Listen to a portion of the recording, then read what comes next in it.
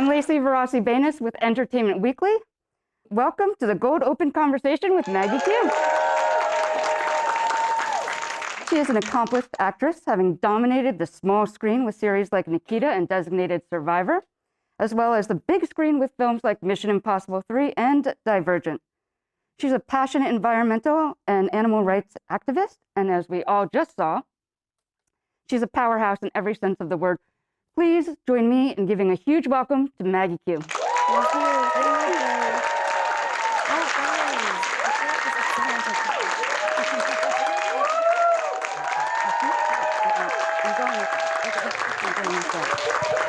you. Thank you so much for joining us. Thanks for having me. Thanks for coming, you guys. I'm so glad you could see it first. My people. You deserve it. So while the rest of the world was figuring out what a bread starter was, you filmed this incredibly intense and physically demanding movie during a pandemic. What was that like? It was because we started in January, and so it was, it was just an issue in Asia, and they were just discovering all of this, and so we were watching it on the news and going, and just feeling awful and just sort of like not at all imagining what would have obviously happened. And then we went through to March, and then by March it had gotten to Europe, obviously, and it was bad in Europe. And then we still had to go to London, and so we sort of like got shut down in every, so we left Romania, they shut the country down as we were running out of the airport. So that was shut down. Then we got to London, and somehow they didn't think it was going to be as bad there, and so they let us film. I was like, how are they not shutting us down? I don't understand how we're doing this. So we got what we needed to get done in London, and then the day we left, London was shut down. So it was like COVID was chasing us, and we just sort of like escaped every country, and we got out, which was great. But we couldn't go to Asia, obviously, so they did go to Asia. There was a crew that did go, and they got some stuff, but we weren't allowed to go. So we had to have a huge gap in it, and then I went back to Europe in August and finished it. Wow. Yeah. That's unbelievable. Yeah. One of the things that I loved about your fight scenes in the PROTE is that you just kept ratcheting things higher and higher. From the interrogation room to the scene with Michael and through the house. I just had to keep picking my jaw up off the floor. I don't know about you guys, but that's the way I was. Which scene Even if it's just you, I'd be happy. I told the publicist that if you find my jaw, please return it to me. It still hasn't come back yet. But which scene was the most challenging for you to film? Action-wise, you mean? Yes. I think it was the fight with Michael, because I think that scene took several days, and we didn't have a ton of time, and the location was kind of small, and I'm sure you guys know this, but when they a lot of times when you build a set on stages, you can remove walls and you have room to shoot stuff. And so when you're working on a practical location, it's really hard, and you're boxed in, and it was very sweaty, and it was it was really hard. And Michael was like, losing steam and sort of like, we got to get this done because I want to do it well. And I'm like, there's a lot of pressure. And so and it was it's so technical. Shooting fights takes so long. So, I don't think people realize that, you're shooting like 12 to 13, 14, 15-hour days, and it's all day, and it's just like part of the scene, and so it's over and over and over and over. So to make it look like it's high energy the whole time is really hard, because you really are like dying. For the art, Maggie, for the art.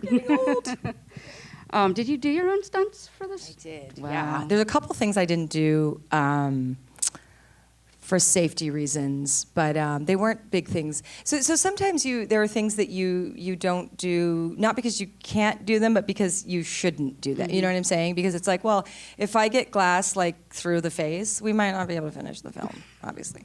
So just a small thing. Yeah, just a little thing. So we have to like pick and choose our battles, obviously for insurance reasons, and just to be safe and healthy. You don't want to do things that are stupid, because when I was in my 20s and I started in Hollywood, I was stupid. Super stupid. Like I would want to do things that were absolutely ridiculous risk-wise. And, I had directors who were like, no, hold me down. No, J.J. Abrams was like holding me down. He's like, absolutely no way are you doing this stunt. And then my double did it, and she's one of the best in the business, and she broke her ankle. Wow. So, he was right. And I was stupid. So, yeah. So, you got to have boundaries, Right. which I didn't have. And I have them now because I'm older. And yet, you still look the same. I mean, how does that no, happen? it's just I had a lot of How help. does that happen? I think also Asian, right? I mean, we're blessed, right? Oh, man, the Asian women, man, they look so good. Obviously, you're no stranger to leading an action vehicle, but with this role, you're now one of the first Southeast Asian action stars in a U.S. summer blockbuster. Oh, thanks, guys. This is the really room to say that in. This is the perfect room. Thanks, guys. Well, I didn't know that. Yes. But as we all know too well, the past year has seen an increase in violence and hatred against our community, many of us having had it laid at our front doors. I found myself uncontrollably weeping the day the Georgia tragedy broke, and all of these stories I keep hearing enrage me. But seeing our community band together in the wake of these atrocities has helped me feel less afraid. I've actually felt empowered enough to thoughtfully talk to my 5-year-old daughter about the inevitable racism that she will experience. But I have to ask, how has the past year affected you and your family? I don't think it helps that I don't think the origins of COVID helped anyone. Yeah. I mean, obviously, but it is what it is. It's going to originate somewhere. And to put it on a race or a people and say that this is something that they've caused when their friends and family are dying of the same things and getting sick and everybody's going through the same struggle is so ridiculous.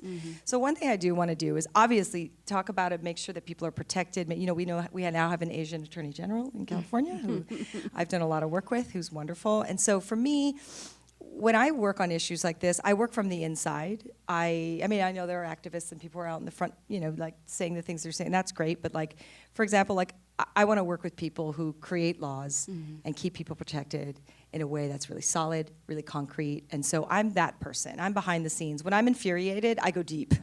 I go undercover, and I work with our lawmakers. That is what I do, and I've done it for years. And so for me, it's important to make sure that people are held accountable, because if there's no consequence for these kinds of things, obviously we're not gonna have any resolution. Absolutely. Yeah. Congratulations on pivoting, getting picked up by Fox. Thank you. Thanks, guys. I'm gonna move in here. This is a very supportive room. I'm like, could you guys just come over to my house sometime? Yeah, I love you. I understand that you play a newly divorced lesbian, which I believe is your second time playing a lesbian. Am I wrong on that? Oh, is it? When was the first time? I can't remember. Well, anyway, your honorary membership card is actually in the mail. Perfect. Can you tell us what we can expect to see in the pilot? Well, it's a story about 4 friends, and one of them passes away. It's very dark. But it's hysterical. I promise. It's not so there's 4 friends, and one of them dies, and we open with her funeral, and it's really about the way these women in their 40s are coping with the lives that they've chosen, right? And so one of them chose to have kids, and she really does not know how to relate to them, and doesn't really. She works all day, so she doesn't have to go home and put them to bed. And the other one is sort of married to a guy that's kind of mean to her, and her kids walk all over her. He doesn't see her. They don't see her. She's just completely forgotten. So she's like, starts to get interested in this other man, and she's like, why am I doing this? And I'm so unfulfilled at home. And then my character just went all the way. She's super intelligent, was like, I'm gonna go all the way and become a doctor. That's the Asian in her. Right, and do all the things. And then, her life gets turned upside down because her wife leaves her for the dog walker or whatever, because she's never around. She's an ER doctor. And so it's is this what we want? Is this really what we, and the example of their friend, the one that died, obviously was the one who had the joie de vivre and was the person that, inspired them all the time. And now she's gone, and she was super healthy and loving and all the great things, and all 3 of them are kind of messed up. And they're like, first of all, why did the good one go? And second of all, what is her death really teaching us about our lives? And so all 3 of them are going through this kind of crisis. But I just think, it's like women in their 40s going, what the hell have I done? And am I happy that whether I'm here or not? And it was really relatable when we did the screenings. Even men were like, this is cool. I totally get it, So yeah, it's fun. Amazing. Is it coming in mid-season or? Yeah, January. Okay, yeah. Perfect. Excellent. a little birdie tells me that even on your off days from set, Mm-hmm. you're still working. Oh, yeah. I understand that on your days off from filming Designated Survivor, you protested Canada Goose's I did. fur-trimmed and feather-filled jackets. When you're not saving the world on screen and off, what's your favorite thing to do? Oh, my God. What do I do when I have time? I don't know. God. I mean, when do you have time? I hike. I do physical things. I'm with my dogs. Like, I see family, sort of things like that. But, like, I also feel like we're only here for so long. And so I'm very sort of motivated to get stuff done. Of course. And so I sort of feel like there's so many things to fight for, you guys. There's so many things. And so I just sort of, I feel somewhat like lazy if I'm not standing up for something that I care about, because I do believe there's a position for all of us, and I think that if you're someone like me who feels a lot of strength internally, then you have a voice that's louder than just your own, and so I can use it to stand up for others, and so I sort of feel like a responsibility towards that. I love that.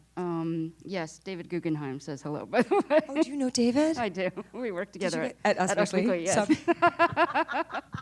Magazine industry is very small, guys. How like, cool very is that? small. Well, we have Yeah. to take a picture together so I can send For it to him, because sure. he He would would- love that. He said, tell Maggie I love her. He's the She's creator amazing." of Designated Survivor, and like this should just tell you everything. Like he was at Us Weekly writing like copy, like Yep. so they're just like us, that kind of stuff. And now he's like this incredibly successful TV creator, movie, writer. So Yeah, I mean, you I don't know know. where people are going; they're You going really wherever they're don't, guys. going. People on the way up, just remember that. Yeah, exactly. Don't know. It could be anyone. Could be anyone, for sure. Obviously, you've been doing this for a long time, and yet somehow, as I said, not aging. And while we've come a long way, I think we can all admit we still have a distance to go. But what kinds of shifts do you hope to see for our community in the industry?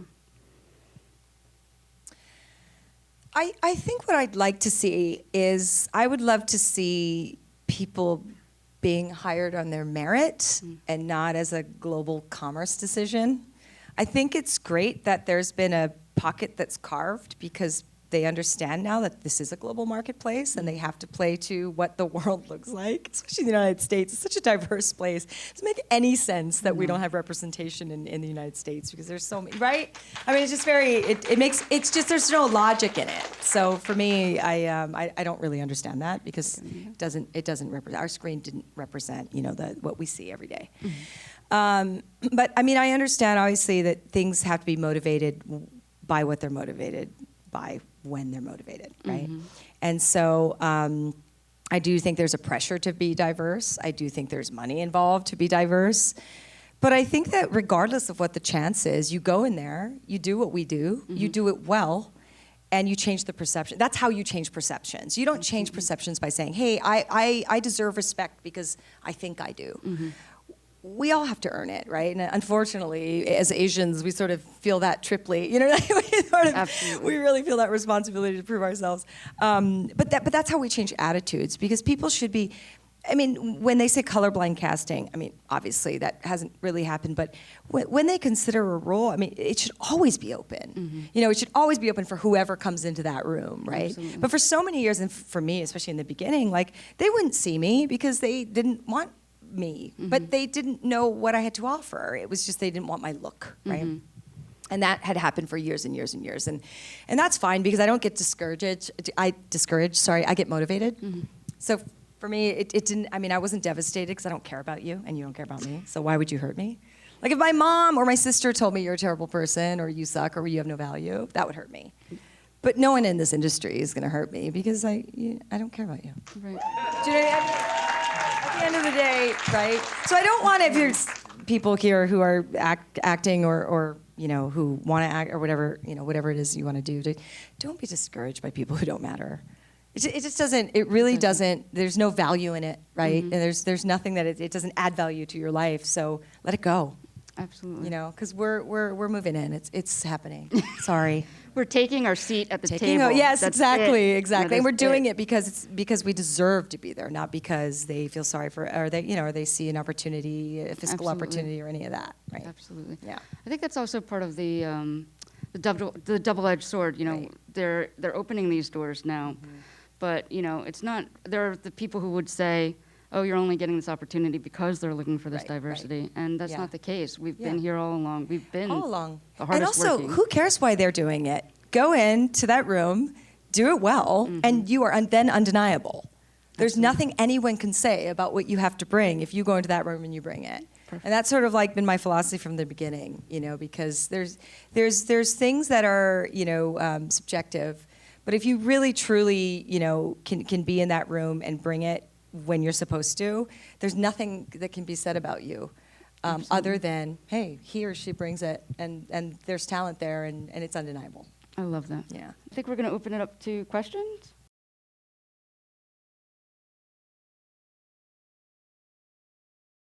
Martin Campbell's such a great director. I mean, I was really lucky I really was, to have this experience because he really does craft characters. And Richard Wank, who wrote it, is an incredible, incredible writer. And no ego, and it was just sort of like, he wrote the script, we come in and we're like, well, Richard, you know, we have all these things we want to do. And he's like, great. You know, there was no sort of like so protective of his word.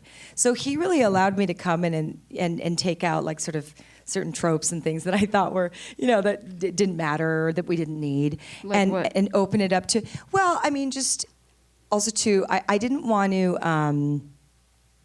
make, you know, her situation, especially at that time, you know, we were looking at, you know, different scenes that happened. A lot of stuff got cut, obviously, like in Vietnam, you know, different scenes that, you know, our comings and goings. And I was like, well, that's a little typical, or that's, you know what I mean? Or like, that wouldn't happen, or that wouldn't. It was so hysterical because they had this this setup of like a Buddhist little sort of like place where you pray, or, you know, you light incense.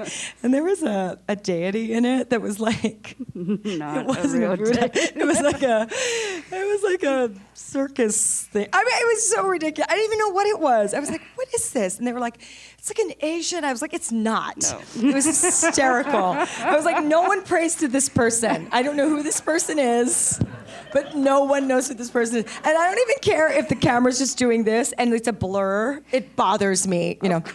Yeah. So it was just like funny little things. But crafting the character was cool because it was really all about relationships. Like everything, like Martin Campbell's this big action director.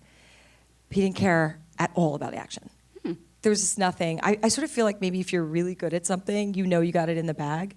And so for him, it was really about, what do these relationships look like? What does she look like being raised by this man who is not her father, who she loves very dearly? What does it look like when she's attracted to someone? What does like that mean to her? Is it the hot guy who walks by? It's not, because she's just really highly intelligent and complex.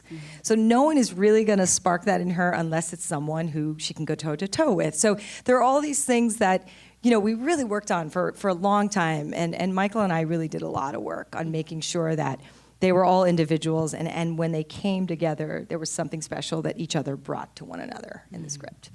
You definitely got that feeling. I feel like it was remarkable to me that you were so cautious and calculated and very almost emotionless when you had to do your job, right? The killing.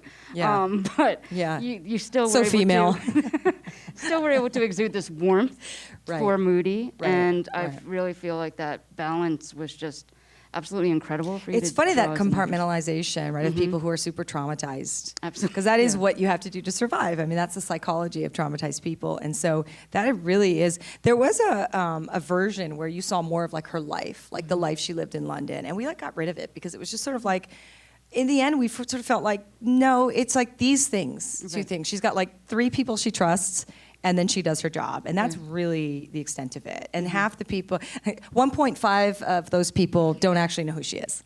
So it's all very, yes, it's very controlled, and everything is, and that's really how you survive. Absolutely. Someone like her, that's For how she sure. survives.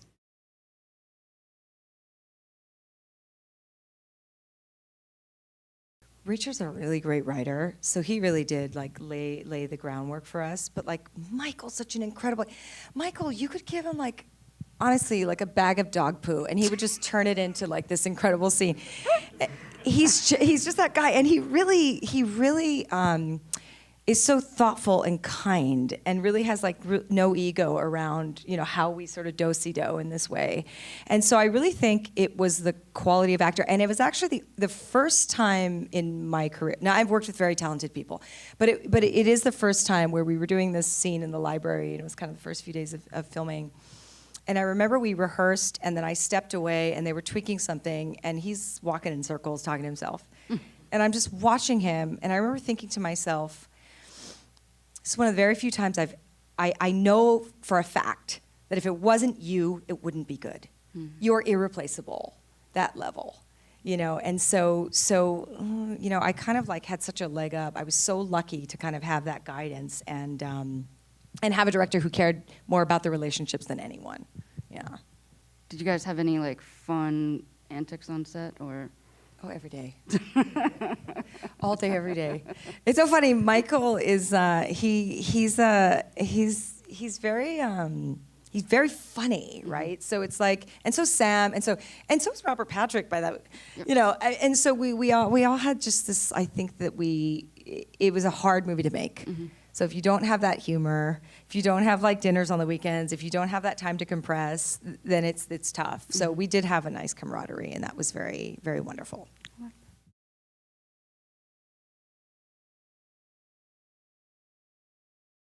Oh, wow. I wish I trained. You're killing me. It's like the people that are like, oh, I just don't go to the gym. Oh, I hate those people, though. I do go to the gym, so that's a lie. They're all lying. They're all lying, those people. No, so what happened was I had spine surgery. Oh. Like major spine surgery, 2.5 months before I had to be on set. Wow. And my doctor was like, you can't work till about 5 months. And I was like, but I have to. And he goes, but I don't want you to. I'm like, but I'm going to. And that was the conversation. And he was like sweating and just like upset. The whole thing. And so we had that little exchange, and he knew that that was it. He couldn't convince me. And so I showed up. I obviously couldn't train beforehand. And so I sort of went from like bed rest into rehearsals. And then I assumed that everyone was aware of what had just happened to me. And they had to go through my throat. So I had like a wound, and like, you know, yeah, it was major. So anyway, I show up to the first day of rehearsals, and I watch my double, and you know, they rehearse it, and I'm like, oh, wow, I can't do a lot of that. Because like he's grabbing her by the throat and throwing her against the wall, and I literally like had my throat sliced open. So I said to the coordinator, I said, so I just had this surgery, and it was really, really hard on my body. And so all the next stuff is probably not going to work. We have to change. And he goes, what surgery? And I was like, no one told you that I had spine surgery? And he's like, what?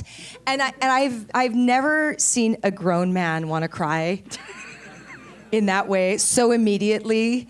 He was like, oh my God. Like he went to a corner, and his shoulder.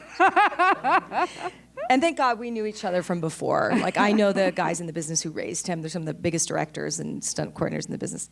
So I know that he was skilled enough, and I just put my hand on his shoulder and I said, Dion, I love you, and you're gonna have to make this work. But you were gonna have to be a little careful. And he was just like, no. Anyway, we did it. So that was good. And very well. Yeah, and so without any incident, thank God. But you know, it really was, it was a little scary. It was a little scary to know that I was still in recovery and have to do this. Yeah. Wow. But I'm Asian, so I didn't complain, obviously. I just did my job and went home. Can we ask what the surgery was for, or is that? Yeah, I've been doing action movies for 20 years, so like my discs were like, I hate you. Yeah. That happens. That does. So I had to replace, actual discs. Wow. Yeah. And it was funny because I showed up set, and Sam's like, oh, you just got surgery? And I'm like, yeah. He goes, who's your doctor?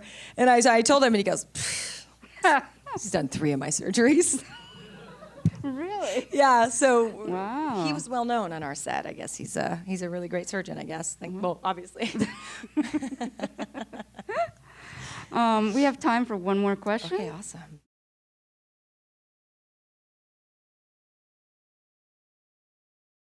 I know. My mom is dying. I don't tell my family anything. So they don't know anything. And they'll watch the news and go, "You're on the news this morning. Why didn't you tell us you're on the news?" I'm like, it doesn't matter. So they never know when something's coming out. It's really funny. And then she said, "Oh, honey, my friends told me that you have a movie." And I was like, "Oh, yeah, I do. It's coming out soon." So she was a little mad at me. But no, she hasn't seen it yet. She doesn't even know I'm playing Vietnamese because I don't want to tell her. I just want her to see it because she'll be excited. But it was really nice to, like, for the first time, you know, like, just be able to, like, have your heritage on screen and, you know, really proud of that. And, you know, I'm very, very proud of my heritage. And so for me, it's sort of like, it doesn't, not that many opportunities come up, you know, for when opportunities do. I mean, it's always very exciting, I think. And it's also exciting when it's not sort of like a stereotypical, like, "Hey, do you want to play like a Vietnamese, like, lightning warrior?" Like, no, I don't. I want to play a real character. So, you know, I mean, and that's fine, and they can make those movies, and that's all good. I just don't want to be in that movie. Thanks. I'm just trying. We're trying to fight stereotypes. Yes. So, you know, anyway, before this movie came up, I told my agents, literally, I said, "I don't want to do an action movie." And they're like, "Okay." And then a month later, they're like, "So there's this movie." And I was like, "No, absolutely not." And then they said, "It's Martin Campbell." And I was like, "Ooh, that's very enticing." And then Michael was attached, and I was like, "Oh, this is not an action movie. This is like a drama, like a, you know what I mean, right. with action in it." Cool. That's very different, by the way. So. Do you think your mom's going to be excited about you playing a Vietnamese guy? My mom gets so excited about stuff. Like, you can't, like, if there's a blurb about me in, like, a little Hawaiian newspaper where she lives, she's like, "Oh, honey," she calls me, and she's very excited. Yeah, so yeah, I do no wrong. Yeah, I mean, I hope, I want to surprise her, so I haven't told her yet. But how about that little girl? Isn't she amazing? She was wonderful. She's got a career, I think. Yep. Whoa. Yeah. Because we saw a lot of kids, and they were, like, cute, and we're like, "Yeah, we don't want that." No, And they were sweet, and we're like, "Yeah, no." No, you not blink and look like you have no emotions. You know how hard that is in a kid? Because kids are cute. Oh, I know that. And they're sweet, and they're, like, awesome. And she was just like, and her parents were like, "You know what the movie's about?" And they're like, "Yeah, it's fine." Wonderful. I mean, I have to say, if my kid was going to be in a movie with Maggie Q and Sam Jackson and Michael Caine, like, I'd be okay, it doesn't matter that there's, You know, like, go. torture and rape. It's good. It's good. Yeah, no, they were cool, so I'm really pleased. Because if you get a bad kid, it ruins the whole movie. It really does. It does. It And there's really nothing does. you can do, because you criticize a kid, then you're, you know, not a nice person. Right? That is true. There are boundaries. There are. We've found our boundaries, guys. That is actually all the time we have for tonight. Awesome. Well, not awesome. I mean, I love spending time with you guys. But thank you guys so much for coming. And thanks for... I definitely want to thank Goldhouse, Cape, Vala, and Tremendous for making this fantastic event happen. Yeah. And of course, you for being a force and a light. This is so cool that you guys all came. This is so cool. Like, no, it is. Like, to support in the community, that's so cool. Look at these gorgeous faces. This is so and they all awesome. stayed It after means so fire much. alarms. I mean, come on. I want you to know that. Absolutely. Tell everyone to go see The Protege on August 20th, guys. Thank you. To all your family members. Everybody. Grab your ajamas. Just, you know, we're all going. You guys got a lot of aunts and uncles and cousins, and I know I do. Yes. Thank you, everyone. Have Thank a great you, guys. night. Thank you. Bye.